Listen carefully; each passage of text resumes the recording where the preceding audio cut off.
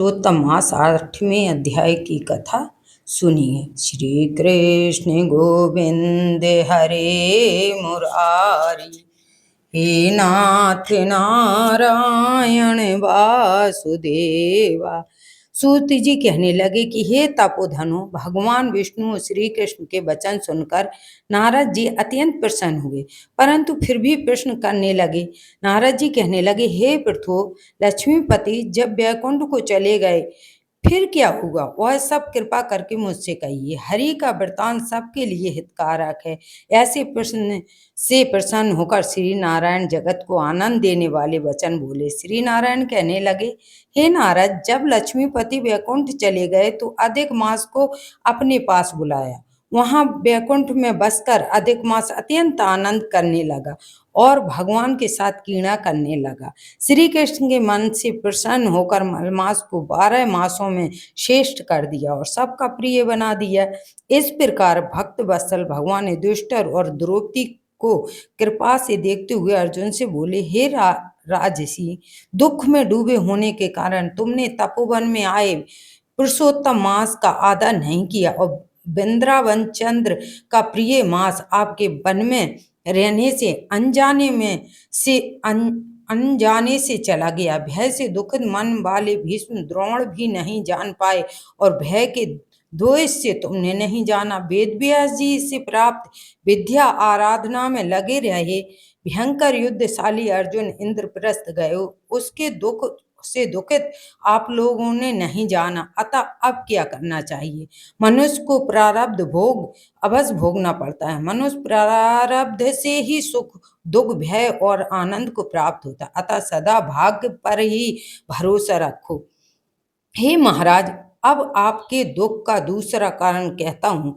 इतिहास पूर्वक इस कथा को अच्छी तरह श्रवण करो। श्री कृष्ण कहने लगे, यह द्रौपदी पूर्व जन्म में महाभाग्यशाली ब्राह्मण की पुत्री थी। कुछ काल व्यतीत होने पर वह 12 वर्ष की हो गई।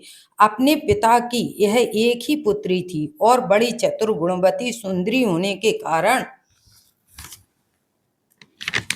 यह पिता की अत्यंत प्रिय थी। यह पड़ोसन सखियों का सुख देखकर पुत्र पौत्र की इच्छा करने लगी और विचारने लगी कि ऐसे मेरे भी अच्छे गुणों और भाग्य वाले भ्राता और सुख देने वाले श्रेष्ठ पुत्र ही भरता और सुख देने वाले श्रेष्ठ पुत्र की तरह उत्पन्न हो, परंतु प्रारब्ध ने तो पहले ही नाश कर दिया। क्या करूं? क्या किसी मुनि के पास जाऊं? किसी तीर्थ में जाकर वहां पर रहूं? मेरा भाग्य कैसा हो गया है कि भरता मेरी इच्छा पूर्ण नहीं करता। बड़े आश्चर्य की बात है कि मेरे भाग्य से मेरा पंडित पिता भी मूढ़ हो गया है। विवाह काल प्राप्त होने पर भी मुझे अच्छे वर को नहीं सौंपता।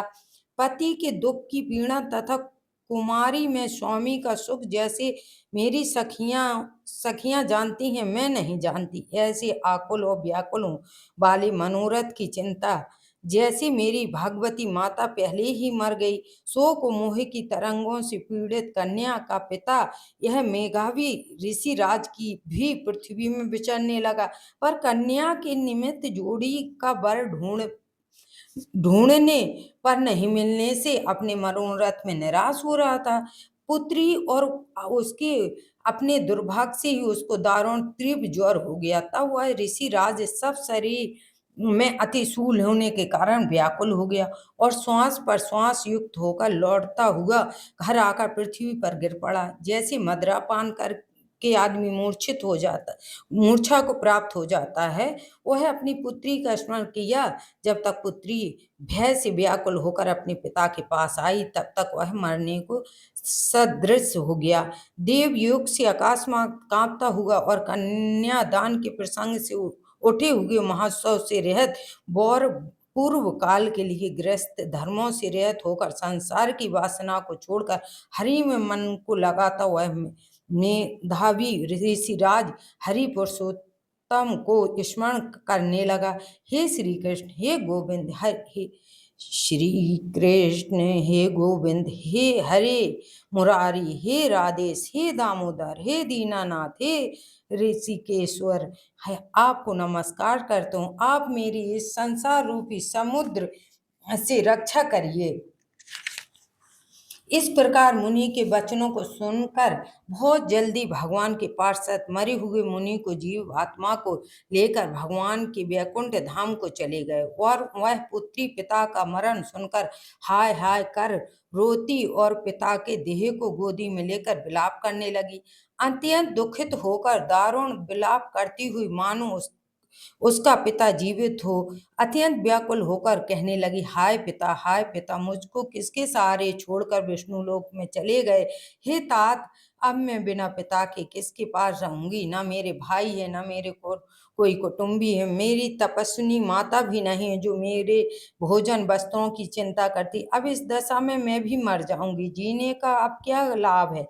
उसे इस प्रकार बारंबार रोते और विलाप करते हुए सुनकर उस वन के रहने वाले ब्राह्मण सोचने लगे, अत्यंत करुणा भरे स्वर से इस तपोवन में कौन रोता है। तपस्वी मेघा भी ऋषि की पुत्री का रोना सुनकर निश्चय करके वहां पहुंचे। वहां पुत्री को गोद में मरे हुए मुनि को देखकर वन में रहने वाले मुनि ऋषि भी रोने लगे और पुत्री को गोद से मेघा भी ऋषि की लाश को लेकर शमशान घाट ले जाकर अत्यंत अंत्येष्टि विधि से चारों तरफ काष्ठ लगाकर जला दिया और कन्या को समझाकर सब अपने अपने घरों को चले गए। और कन्या ने धैर्य धारण कर यथाशक्ति खर्च करके अपने पिता की और दर्भ देव क्रिया की। पुरुषोत्तमासी की जय।